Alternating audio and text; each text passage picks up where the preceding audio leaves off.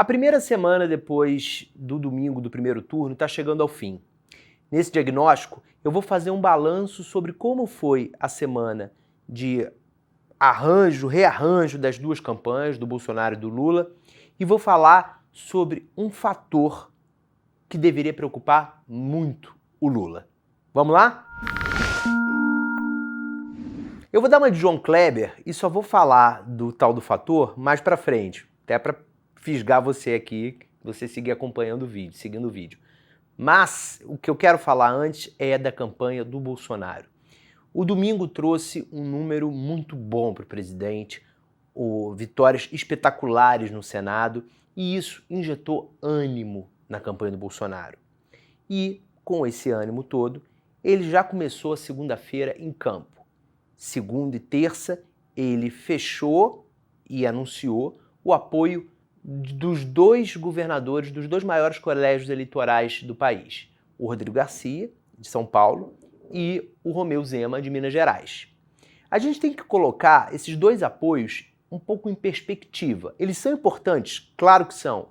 Eles podem fazer com que algum voto de máquina pública vá para o Bolsonaro, tanto em São Paulo quanto em Minas. Mas primeiro em São Paulo, a gente tem que lembrar que o Rodrigo Garcia teve dificuldade de fazer essa gigantesca máquina que é o governo de São Paulo trazer votos para ele. Ele também deve ter dificuldade, pela lógica, de fazer o mesmo para o Bolsonaro.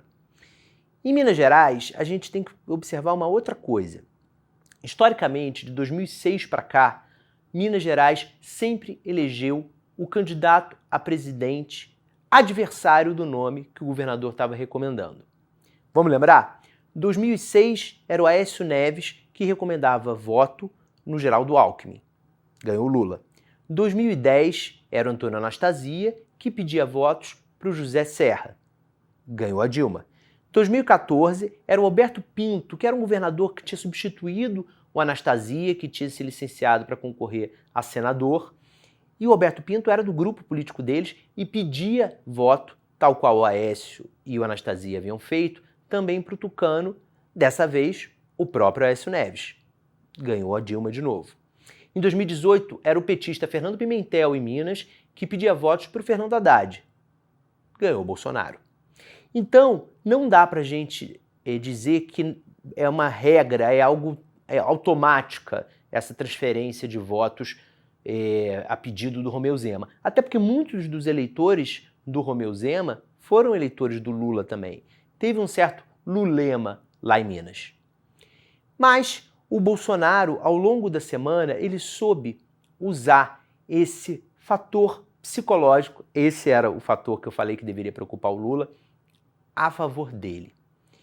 A inesperada performance dele no primeiro turno, muito diferente do que as pesquisas haviam apontado na véspera, no sábado, injetou de ânimo ele e influenciou também a população, que teve algumas mudanças, talvez influenciada por esses resultados.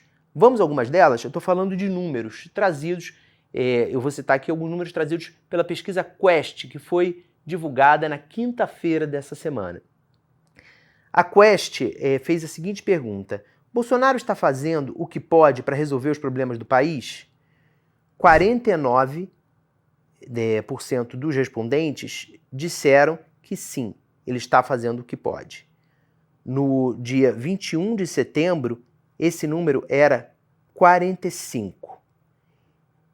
48% disseram que não, ele não está fazendo. No mesmo 21 de setembro, esse número era 51%. Vou te citar outro dado. O que você mais tem medo? Da vitória do Bolsonaro, um segundo mandato para o Bolsonaro, ou da volta do Lula? E aí eu vou voltar um pouquinho mais. Em julho, 51% dos respondentes diziam que temiam um segundo mandato do Bolsonaro mais do que a volta do Lula. Naquele momento, 35% diziam que temiam mais a volta do Lula.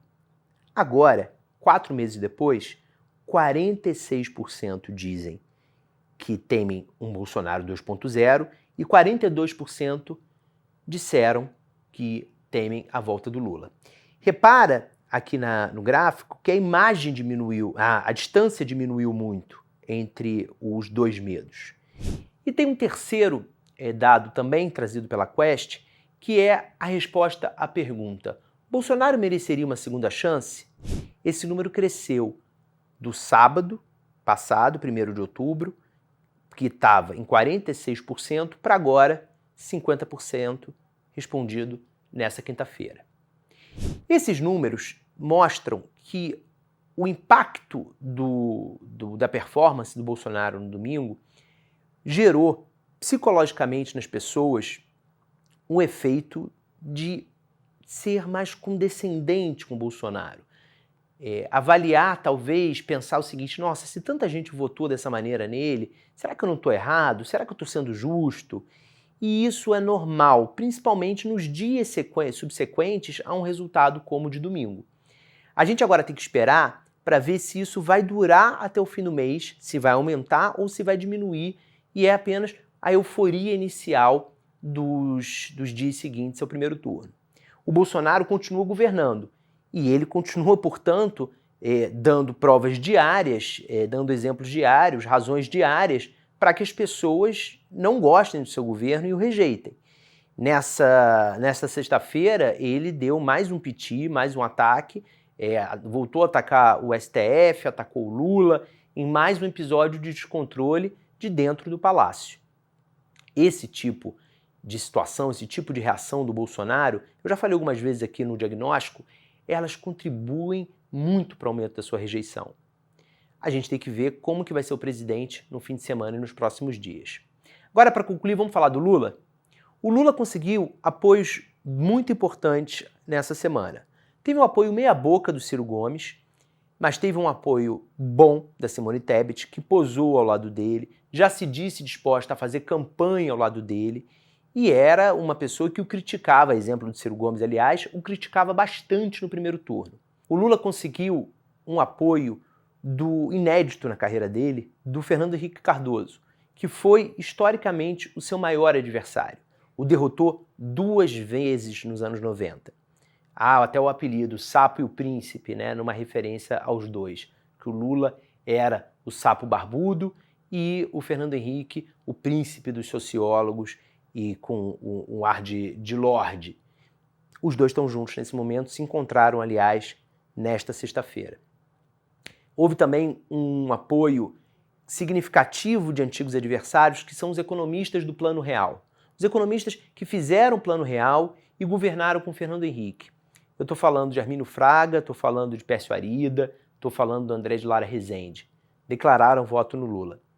José Serra, que também o enfrentou já em 2002, enfrentou a Dilma, também declarou voto no ex-presidente. Aliás, com exceção do Aécio Neves, todos os candidatos a presidente do PSDB declararam voto no Lula. O Fernando Henrique, o Serra e o vice dele, claro, o Alckmin. Esses apoios podem crescer nos próximos dias e é a tentativa do Lula de mostrar que ele tem uma frente ampla em defesa da democracia. A questão é, todos esses apoios, as razões racionais que deveriam fazer a população rejeitar Bolsonaro pelo governo que ele fez, pelo que ele é, tudo isso, será que vai ser páreo para esse plus psicológico que o resultado do primeiro turno deu para o Bolsonaro?